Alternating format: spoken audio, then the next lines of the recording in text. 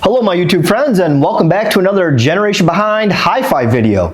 Today I'm going to be doing a look inside video on the Heco Aurora Sub30A. One night after work I was relaxing, browsing my favorite audio vendors, and came across this speaker on sale for only $229 at Audio Advice. Now if you saw my look inside video on the Heco Aurora 700 floor standing speaker that's playing behind me, then you know I'm a big fan of that speaker and think it offers tremendous value for money. And I'm hoping the apple doesn't fall far from the tree. So today, I'm going to tear this speaker down. We're going to go over the TS parameters of the driver. We're going to take a look at the cabinet construction, and then we're going to take a look at the amplifier. So let's get started.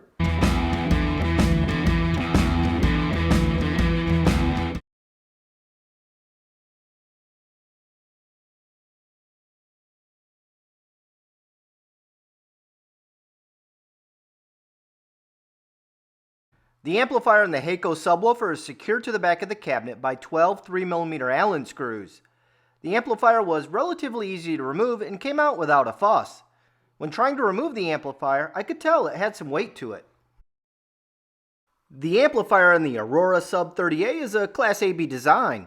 This subwoofer is rated for 125 watts of RMS power and 250 watts of peak power. This amplifier is using a pair of transistors made by Toshiba in the output stage.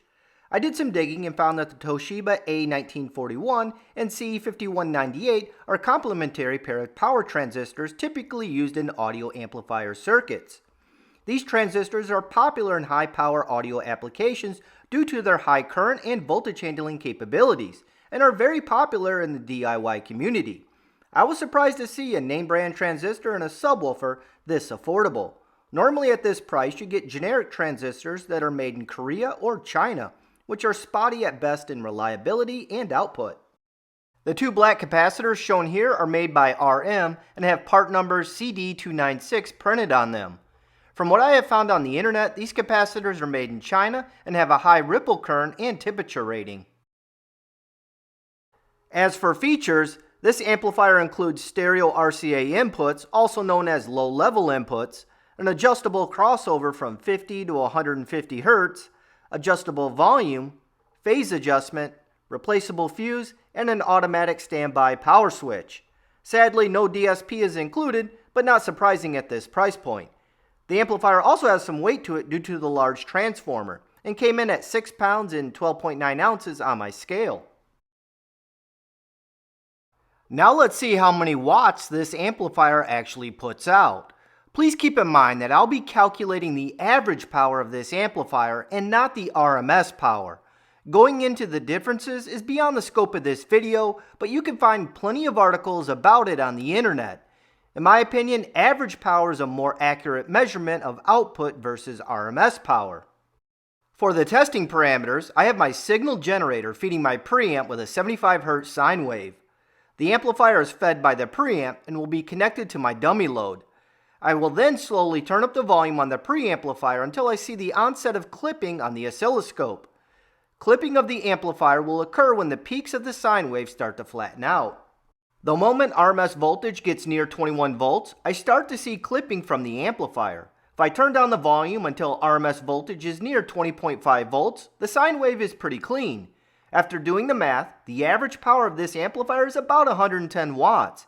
If I were to calculate the RMS power, then it would be above the power rating that Heco set for this amplifier. Nice job, Heco.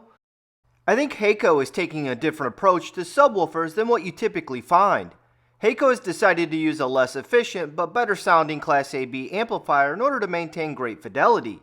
Heco makes up for using a less efficient amplifier by using a very efficient driver and ported cabinet. A ported cabinet is more efficient and has more output than a sealed cabinet design. This recipe makes for a nice sounding subwoofer that can also get quite loud without needing a big amplifier to do so. Basically, Heco is maximizing efficiency in driver and cabinet design in order to get great output from a small amplifier.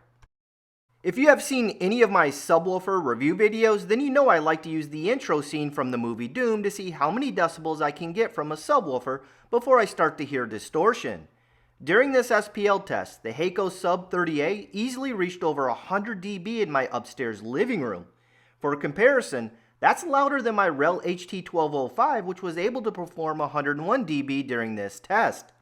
Simply put, that's phenomenal performance from a subwoofer that's currently on sale for only $229. No doubt, this subwoofer offers one of the best price to performance ratios I have seen yet. The driver is fastened to the front baffle with 8 4mm Allen screws. If you didn't know, Heco is a German brand, and if you've ever worked on a German car, then you know the Germans love complexity for the sake of complexity. Apparently, their subwoofers are no different in this regard. The driver in this subwoofer has a rubber trim ring that makes it painfully difficult to remove the 8 4mm Allen screws. I spent almost 30 minutes carefully removing all of the screws and still couldn't get the driver to come out.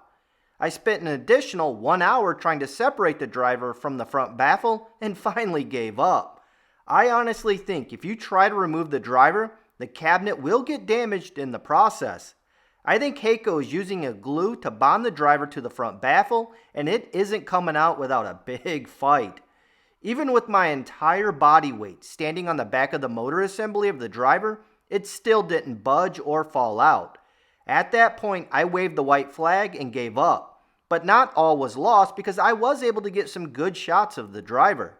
I really don't understand Heco's reasoning for doing this because it's going to make servicing the subwoofer for warranty or repair a real pain in the butt. The driver in this subwoofer is 12 inches in size and has a butyl rubber surround. The cone material appears to be made from polypropylene and paper, or at least that's what it feels like to me. The speaker basket is made from stamped steel and the motor structure utilizes a vented pole piece. A vented pole piece helps vent the trapped air behind the dust cap during long strokes, and also indirectly cools the voice coil. This driver has a pretty large ferrite magnet that measured 5 3/8 inches in width. During my listening sessions, this subwoofer delivered strong bass that was powerful and authoritative. It was definitely a lot more bass than I was expecting from a subwoofer that is this affordable. This driver has a resonant frequency of 31.8 Hz, and total Q came in at 0.46, which indicates a driver that is well damped. BL, which is a measure of motor strength, came in at 13.1 Tesla meters, which is surprising for a subwoofer that costs less than a single Costco trip for me. The driver is really efficient and has a sensitivity of 91.8 dB at 2.83 volts. No wonder the output for this subwoofer is so good with only a 125 watt amplifier. The cabinet for the Aurora Sub30A is pretty nice, especially at the $229 sale price. This type of construction quality is normally found in subwoofers costing about $500 or more, which makes sense because this subwoofer had an original MSRP of almost $700. The front baffle is 1 inch thick, and the rear and side panels are 5/8 of an inch thick. On the inside of the cabinet are corner braces, and all of the side walls are lined with damping material. The 2 rear ports are flared on both ends, which will help reduce any port noises. The 2 ports are 2 3/4 of an inch wide and about 8 3/4 of an inch in length. Port tuning for the cabinet came in around 38 Hz. During this test, I also noticed a small resonance taking place around 100 Hz, but that shouldn't be a problem for most people because they set their low-pass filter to 80 Hz on the subwoofer. The exterior of the cabinet looks really nice and has a high-end look to it. I really like the flat black front and top panels, and the dark wood grain finish gives it a modern look. The front of the grille is magnetic and looks pretty sharp when installed. The subwoofer also has several brandings on it, one on the front of the baffle and one on the top of the cabinet near the rear, which are all tastefully done. This subwoofer has a pretty small footprint for a 12-inch driver and is only slightly larger than my SVS SB3000 subwoofer. The cabinet is 13.75 inches wide by 18.25 inches tall, including the feet, by 15.75 inches deep. On the bottom of the cabinet are 4 feet that are made from rubber. These rubber feet should help decouple the subwoofer from the floor. These feet are also interchangeable if you'd like to swap them out with spikes or the SVS isolation feet, which are not included. I want to make it clear that Audio Advice did not send me this subwoofer to review. In fact, I doubt they even know who I am. I purchased this subwoofer because I was so impressed with the price to performance ratio of my Heco Aurora 700 that I was hoping the apple didn't fall far from the tree with their subwoofers, and it doesn't.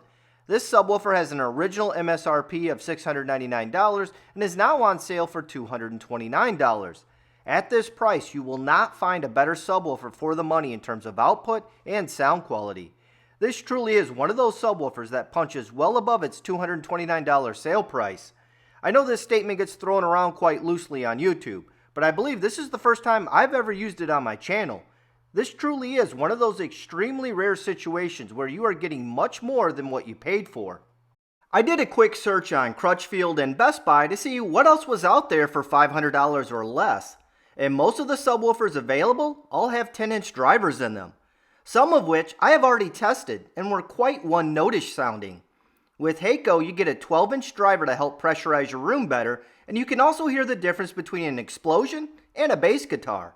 That's rare considering most of the sub-$200 price subwoofers I have tested so far have all sounded very one-notish to me, meaning all the bass notes sound the same, regardless if it's from an explosion on screen or a bass guitar from your favorite rock band. The only thing that concerns me is Audio Advice might stop carrying the Aurora line from Heco. I'm already noticing some colors and models are no longer in stock, and some of you have already reached out to me regarding this, but I don't know what the future holds for this line. I did reach out to Audio Advice to see if they were canceling the Aurora series, but they didn't respond back in time for this video. If and when they do respond, I will put their response in the description. If the Aurora line does go away in the United States, it will be a sad day for all my budget-minded audiophile viewers. It's of my opinion that the Aurora line of speakers from Heco offers one of the best price-to-performance ratios I have seen in a very long time. If you own one of these subwoofers, please share your opinion of it by commenting down below. If you'd like me to do more look inside videos on the Heco speaker line, make sure to hit that like button. I treat likes as votes on which brands I should do more videos of. And that's my look inside video on the Heco Aurora Sub30A. So long, and happy listening.